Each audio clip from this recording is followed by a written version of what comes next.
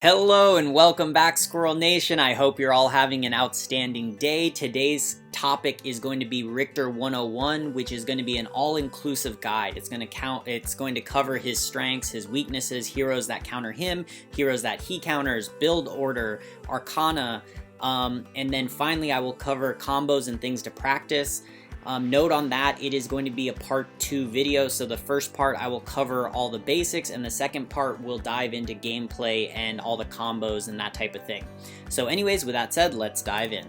Here we go, starting off with weaknesses and strengths. Weaknesses, basically Riktor is squishy, his wave clear is not super great in the beginning of the game, and his jungle clear, same thing. So if you're trying to play like Roxy and secure Spirit Sentinels, if you're trying to grab Division Seagulls, if you're trying to steal enemy jungle type of stuff, you want to wait till Riktor gets a few levels on him, because if you try to do it at level 1, level 2, he doesn't have super great damage. He is very micro intensive, so and that's just something. The reason that matters is the more micro intensive a hero is, the more you need to practice them. So if you're just trying to play him three times a day, you're probably not going to get super great with him. But if you're willing to put in a lot of games on him, like, I don't know, maybe 20 games a day type of a thing to work on his micro, you will see big rewards. Anyways, strengths. High mobility.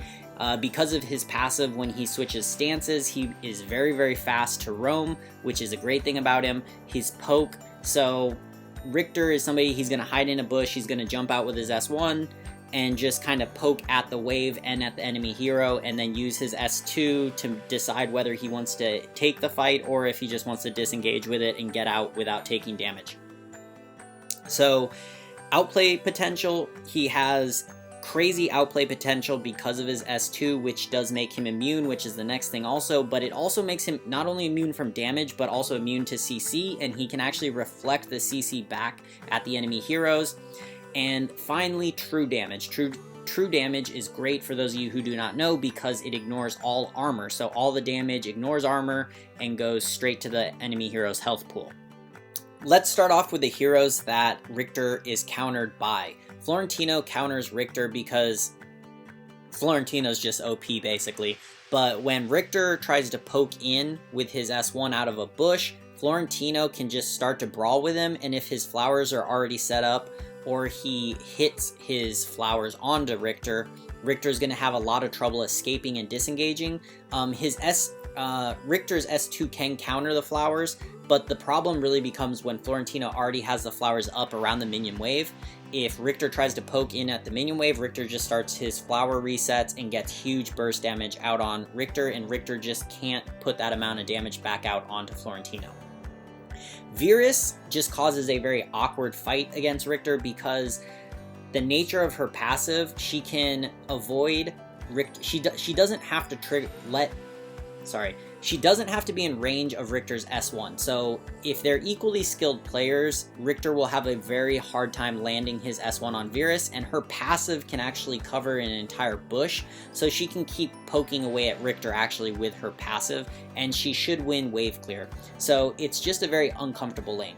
I wouldn't count her as a hard counter to Riktor, but she is a hero that's going to make early game rough if you are a Riktor player.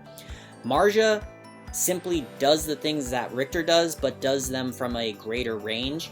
So Riktor has his S2, Marja has her ult, but the problem becomes a equally skilled Marja will never get hit by Riktor's S1 because she never needs to be close enough to a bush for Riktor to ever hit her, and at the same time, Marja can always and consistently be hitting Riktor with her S1 and just chipping him down, poking him down. So anyways, that's another rough lane.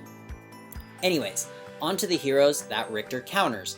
Riktor counters Omen because Omen has to be on top of the wave to clear, and Riktor can chip into him, right? So Riktor can kind of dash in, hit Omen and the minion wave with his S1, and then he can use his S2 to either get out, disengage, or he can even stay there and fight depending what the health is looking like. So Omen, this is rough on Omen because if Omen tries to use his shield and lifesteal, Riktor can use his S2 and disengage. So everything becomes on Riktor's term when a Riktor and an Omen fight.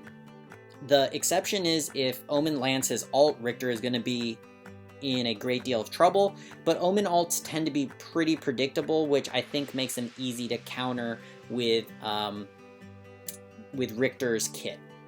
So anyways, let's move on to Ryoma next, because it's kind of the same thing as Omen. Ryoma has his stun. He likes to do his stun into his AoE damage, and Riktor can simply use his S2 counter to either counter the stun or just simply not be affected by it and get out. So then what's going to happen, and Ryoma doesn't have a good way to keep Riktor out of the bushes. That you will notice is something. Heroes who have a good way to keep Riktor out of the bushes tend to be counters to him, and heroes who can't really keep him out of the bushes tend to have issue with Riktor. So Ryoma can't keep Riktor out of the bush. So Riktor can keep landing his S1, S2s to dodge the CC and just clear the wave pretty quickly. On to Tel'Anis. All marksmen are weak to Riktor. Both these lists are not all inclusive. They're just they're just good examples to give you all of the type of things that counter Riktor and the type of things that Riktor counters. Anyways, the marksmen have major issue with Riktor because he can close the gap so well. So he's in a bush, he ultimates, he S1s on top of a Tel'Anis. She can either flicker and then he re-S1s with even if his flicker's down, or she tries to do her knockback stun, but then he counters and then she ends up being the one CC'd with a Riktor on top of her. So anyways, all the marksmen have that issue with Riktor. They just really, once he gets on top of them, they really can't do anything about it, and his damage middle and late game with that ult and really does a lot to a marksman.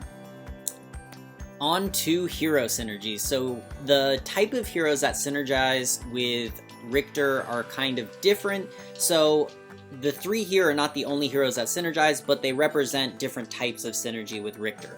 So Zenial helps Riktor stay alive. So one thing is, Riktor is very squishy, so once he has used his S2, he becomes very viable to dying. But the problem is, for Riktor's ultimate, he wants to be in the middle of a large team so that he can get his ultimate stacks and get that huge true damage burst off on the enemy team.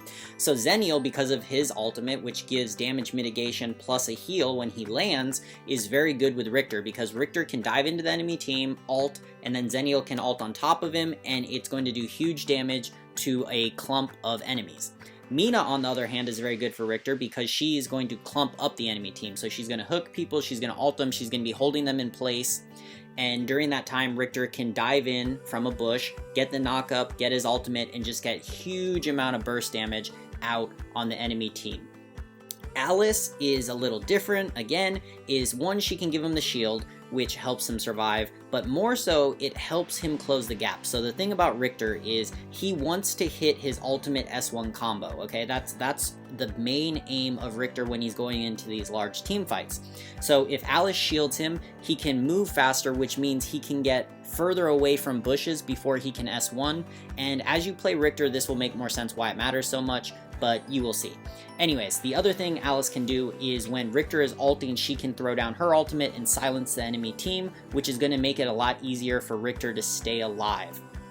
So anyways, that is 3 hero synergies. There are other ones, but hopefully that gives you an idea of the type of things you're looking for in heroes when you are playing with a Riktor.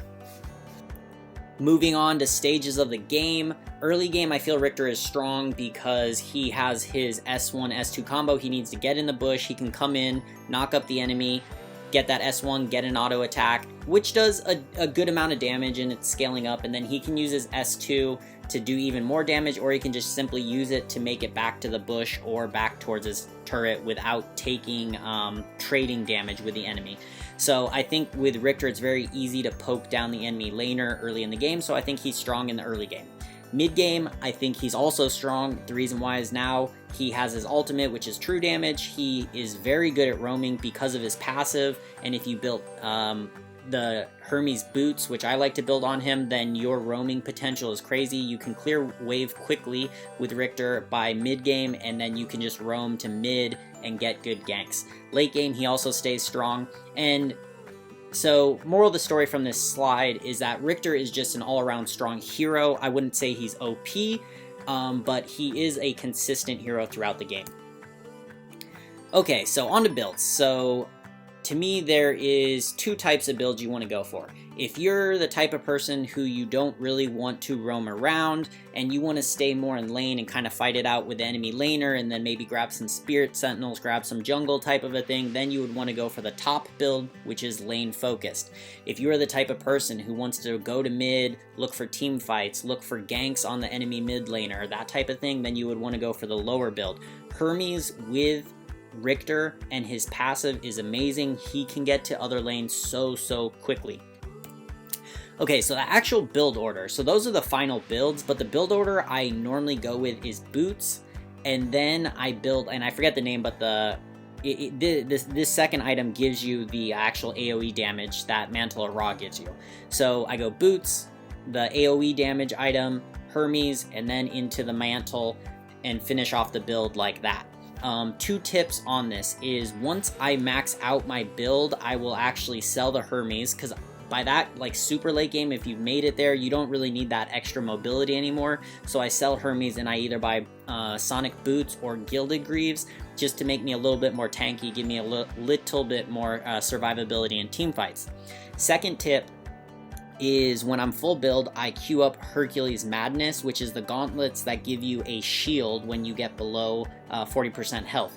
The reason I do that is because Blade of Eternity you can only use it twice. So if you die once and then you die a second time, Blade of Eternity will not work for the rest of the game.